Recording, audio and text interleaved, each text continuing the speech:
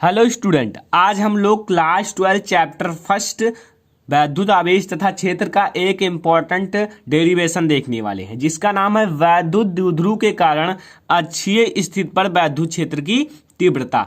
Student, मैंने इसके आगे के सभी टॉपिक को क्लियर करा दिया है। आप लोग क्लास 12 फिजिक्स के प्लेलिस्ट में देख सकते हैं।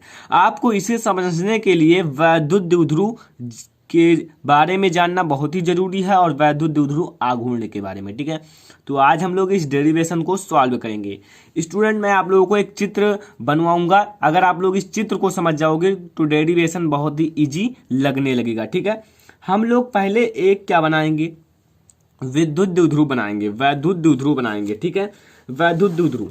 तो आप वैद्युत द्विध्रुव देखिए यहाँ बनाइए। ठीक है, ये मैं आप लोगों को इसमें चित्र बनाता हूँ। ठीक है, तो यहाँ आप लोग क्या कीजिए, वैद्युत द्विध्रुव क्या होता है आप लोग तो जानते ही होंगे। यदि दो बराबर तथा विपरीत आवेश एक दूसरे से अल्प दूरी पर स्थित हों तो इस संरचना को वैद्युत द्विध्रुव कहते हैं। ठीक है, तो यहां आप लोग समझिए, ये दूरी, ठीक है, और ये दूरी अल्प दूरी है बीच में। ठीक है, अल्प दूरी है और इसे हम माइनस क्यू आवेश नाम देते हैं और इसे प्लस क्यू आवेश, इससे हम ये बिंदु देते हैं। देखिए स्टूडेंट, चित्र होता है डेरिवेशन का आधार, यानी कि जड़। अगर आप लोग चित्र को ध्यान से समझोगे तो कोई दिक्कत नहीं होगा। ठीक है, इनके बीच की दूरी देखिए, यहां आपका वो बिंदु है, ये ओ बिंदु है। ठीक है, तो इनके बीच की दूरी एल, मैं इसे दो बराबर भागों में कर देता हूं। ठीक है, और इसके बीच की दूरी एल। आप इसकी कुल दूरी कितनी है, 2L। ठीक है, कुल दूरी कितनी है, 2L, और मैंने इसे विभाजित कर दिया L एंड L।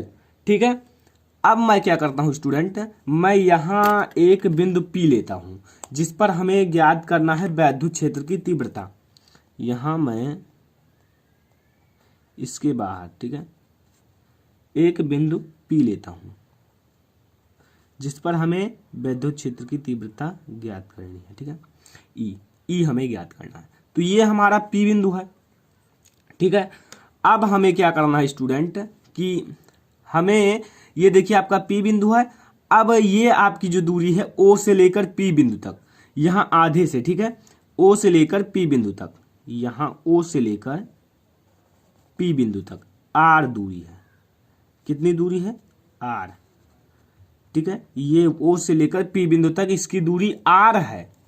अगर मैं पूछूं माइनस क्यू आवेश से P की दूरी कितनी होगी, ठीक है, तो माइनस क्यू आवेश से P की दूरी कितनी होगी स्टूडेंट, वो होगा R, ये R ले लो, and plus L, R plus L होगा। ठीक है, मैं आप लोगों को अच्छे से समझा देता हूं। ठीक है, R प्लस L। अगर मैं पूछूं O से, ठीक है, अगर देखो O और P, ठीक है, अगर मैं यहां से O और P की इतनी दूरी निकालना चाहूं तो L में से R घटा दो। ठीक है, सॉरी, R में से L घटा दो, R में से ये L घटा दो, आपकी ये दूरी निकल आएगी। तो यहां तक की दूरी R में से L घटा दो। ठीक है, ये हो गया।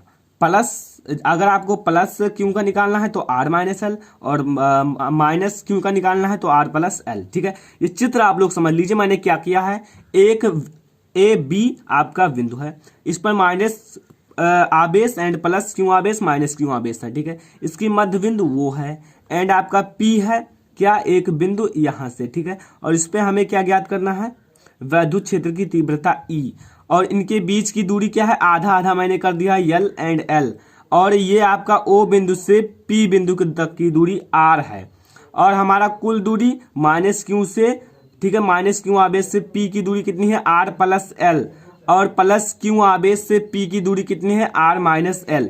ठीक है, तो ये हो जाता है आपका चित्र। अब हम लोग स्टूडेंट डेरिवेशन को सॉल्व करते हैं। ठीक है, तो आप लोगों को क्या करना है, प्लस क्यू आवेश यहां पहले लेना है, प्लस क्यू आवेश। आपके दो आवेश हैं, माइनस क्यू आवेश और प्लस क्यू आवेश। ठीक है, तो प्लस क्यू आवेश के, ठीक है, से बिंदु की दूरी, प्लस क्यू आवेश से बिंदु की दूरी, ये पहले मैं लिख लेता हूं कुछ। ठीक है, बिंदु की दूरी, प्लस क्यू आवेश से बिंदु की दूरी, तो स्टूडेंट आप लोग यहां देखिए, प्लस क्यू आवेश से बिंदु की दूरी कितनी है, r माइनस एल, ठीक है, r माइनस एल, इतना आप लोगों को याद रखना है, r माइनस एल। और अगर मैं पूछूं माइनस क्यू आवेश से बिंदु की दूरी, माइनस क्यू आवेश से बिंदु की दूरी, ठीक है, माइनस क्यू आवेश से बिंदु की दूरी, तो माइनस क्यू आवेश से बिंदु की दूरी कितनी होगी, r प्लस एल, ठीक है, माइनस क्यू आवेश से बिंदु की दूरी r प्लस एल होगा, ये माइनस क्यू आवेश और यहाँ बिंदु की दूरी r प्लस एल, ये, ठीक है। तो ये हो जाता है छोटा सा प्रोसेस, ठीक है। अब हमें क्या करना है, प्लस क्यू आवेश के कारण वैद्युत क्षेत्र की तीव्रता, आपको यहां लिखना है पहले प्लस क्यू आवेश के कारण, प्लस क्यू आवेश के कारण वैद्युत क्षेत्र की तीव्रता, प्लस क्यू आवेश के कारण वैद्युत क्षेत्र की तीव्रता, ठीक है, ये आप लोग ध्यान में रखिए, ठीक है, वैद्युत क्षेत्र की तीव्रता। आप लोगों को एक सूत्र याद रखना है, ठीक है,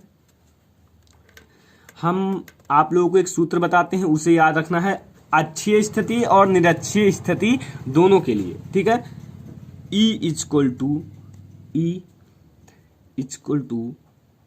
1/4 pi epsilon naught into Q upon R square, ठीक है, ये आपका सूत्र है, ये है वैद्युत क्षेत्र की तीव्रता का सूत्र, ठीक है।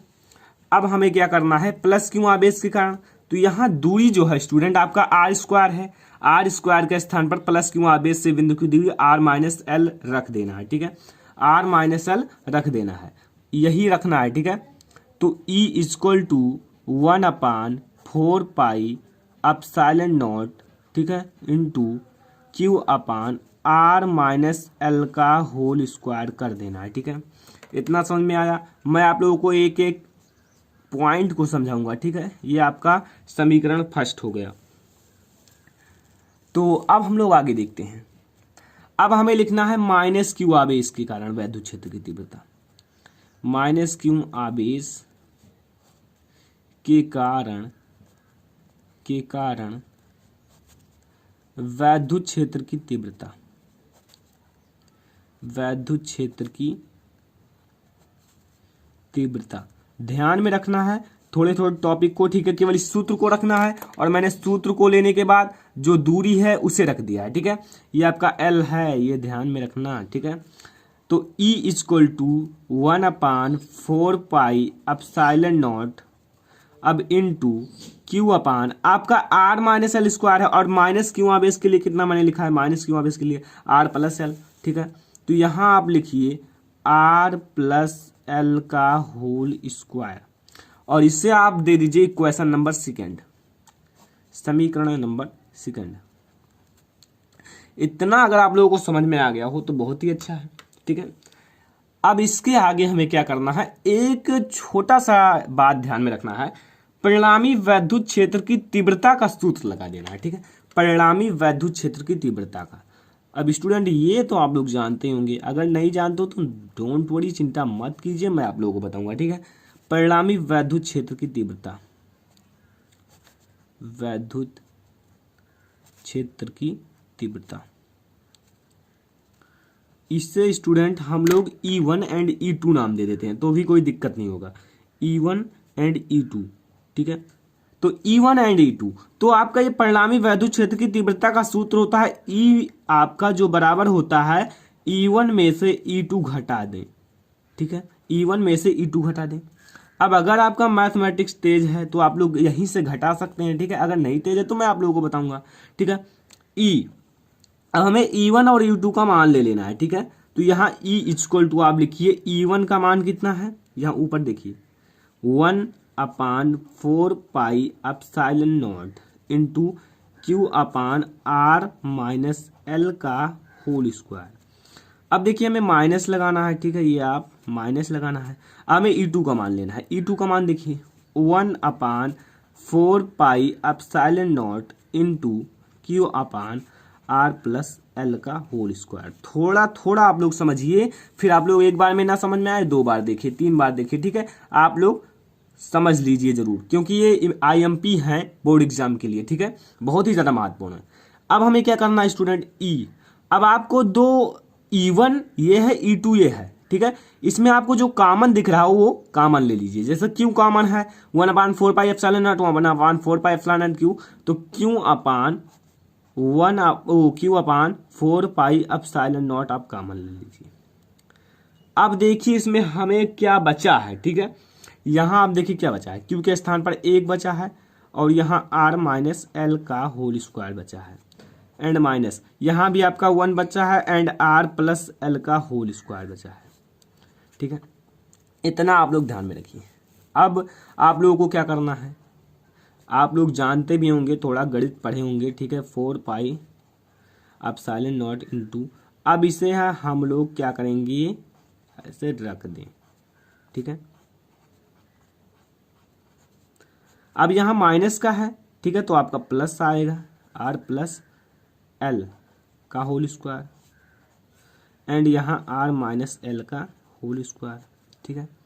अब इसका ब्रैकेट खोलेंगे, आप लोग A प्लस बी का होल स्क्वायर तो जानते ही होंगे, ठीक है। इतना तो आप लोग मैथमेटिक्स तेज ही होगा, ठीक है। देखिए R square plus L square plus 2RL, ठीक है, minus R square minus 2RL plus L square, ठीक है, बटा, ठीक है। यहाँ आप देखिए R minus L R plus L, ये आपका A square plus B square, A square minus B square का सूत्र, तो R square minus L square का सूत्र है, और अपान स्क्वायर लगा दीजिए जो ये लगा है। तो इतना अगर आप लोगों को समझ में आ गया हो तो आगे का आप लोगों को बहुत ही अच्छे से समझ में आने वाला है। यही आप लोगों को मिला था, ठीक है। ये आपका मैंने R प्लस एल का ब्रैकेट खोला, R माइनस एल का ब्रैकेट खोला, ठीक है, और नीचे आपको हर ये मिला। अब हमें क्या करना है student, E equal to Q/4 epsilon naught into R square plus L square plus 2RL, और हम ब्रैकेट खोल देंगे R स्क्वायर, और अंदर का आपका चिन्ह बदल जाएगा, ठीक है, माइनस है तो यहाँ प्लस हो जाएगा 2RL, और यहाँ प्लस है तो माइनस हो जाएगा L square upon R square minus L square का होल स्क्वायर। यहाँ से R स्क्वायर आपका कट जाएगा, एल स्क्वायर आपका कट जाएगा, और यहाँ आपका जो बचेगा स्टूडेंट वो क्या बचेगा, 4 एप्सिलॉन नॉट, यहाँ आपका 2RL और 2RL जुड़ के 4RL हो जाएगा, ठीक है, और ये आपका R square minus L square का होल स्क्वायर हो जाएगा, ठीक है। अब क्या करना है स्टूडेंट, मैं इसे ए लिख सकता हूँ, देखिए क्यों को मैं यहाँ इसे मैं 1/4 एप्सिलॉन नॉट लिख देता हूँ, ठीक है, एप्सिलॉन नॉट, और यहाँ मैं इसे लिख देता हूँ 2, ठीक है। यहाँ मैं इसे क्या लिख सकता हूँ, देखिए इसे मैंने अलग कर दिया है, और यहाँ आप लोगों को क्या करना है, तो यहाँ स्टूडेंट आप लोग इसे क्या लिख सकते हैं, ठीक है, यहाँ आप लोग Q इंटू 2L इंटू 2, कैसे, यहाँ R भी लिख सकते हैं, देखिए 4RL क्यूब, सॉरी 4RL, और ये आपका Q, तो यहाँ आप लोग देखिए 2 दूनी 4, 4QLR, ठीक है, तो वही सेम है, मैंने इसे केवल तोड़ दिया है, ठीक है, और इसे आप लोग देख लीजिए R square minus L square का होल स्क्वायर, ठीक है। तो यहाँ आप लोग एक सूत्र मैंने आप लोगों को पढ़ाया था, वैद्युत आघूर्ण का P जो होता है वो बराबर होता है किसके, Q इंटू 2L के, तो यहाँ कहीं आपको Q इंटू 2L दिख रहा होगा, ठीक है, तो वहाँ आप इसका मान रख दीजिए 1/4 एप्सिलॉन नॉट, अब यहाँ Q इंटू 2L के स्थान पर P लिख दीजिए, and 2PR upon R square minus L square, ठीक है। अब यहाँ स्टूडेंट जो R का मान है, सॉरी L का मान है, वो R से बहुत ही ज़्यादा छोटा है, ठीक है, R से बहुत ही ज़्यादा छोटा है, तो यहाँ हम L का मान 0 लेंगे, क्यों, क्योंकि ये R से छोटा है, R से छोटा है, एल का मान आर से बहुत ही छोटा है, ठीक है, बहुत, क्योंकि अल्प दूरी है, तो यहाँ आपको एल का मान शून्य लेना है। तो आपका यहाँ शून्य हो जाएगा, ठीक है। तो आपको मिलेगा E=1/4 पाई, या आपको लिख देना है एल का मान नगण्य लेने पर, ठीक है, नगण्य, ठीक है। तो यहाँ आप लोग 2πr लिखिए एंड यहाँ आपका r स्क्वायर एंड स्क्वायर, तो यहाँ एक r से एक r कट गया, यहाँ आपका बचा एक r, ठीक है, एंड ये आपका 2 एंड 3, तो E=1/4 epsilon naught into 2πr³। ये हो जाता है स्टूडेंट इसका सूत्र, ये हो जाता है आपका ये आपका हो जाता है सूत्र अक्षीय स्थिति द्वारा, ठीक है, ये आपका हो जाता है सूत्र अक्षीय स्थिति द्वारा। अब हम लोग अगले वीडियो में निरक्षीय स्थिति द्वारा भी ज्ञात करेंगे, लेकिन अगर आप लोग ये अक्षीय स्थिति समझ में आ गया हो तो बहुत ही अच्छा है, बहुत ही छोटा सा डेरिवेशन था, बहुत ही इजी था, ठीक है। अगर आप लोग शुरू से अच्छे से समझे होंगे तो आप लोगों को अच्छे से समझ में आ गया होगा। तो स्टूडेंट अगर वीडियो पसंद आया तो वीडियो को लाइक करें, ज़्यादा से ज़्यादा अपने दोस्तों के साथ शेयर करें, और अगर चैनल पर नए आए हो तो सब्सक्राइब करने के बाद बेल आइकन को प्रेस कर दीजिए, ठीक है स्टूडेंट। अब हम लोग मिलेंगे अगले वीडियो में, तब तक के लिए धन्यवाद।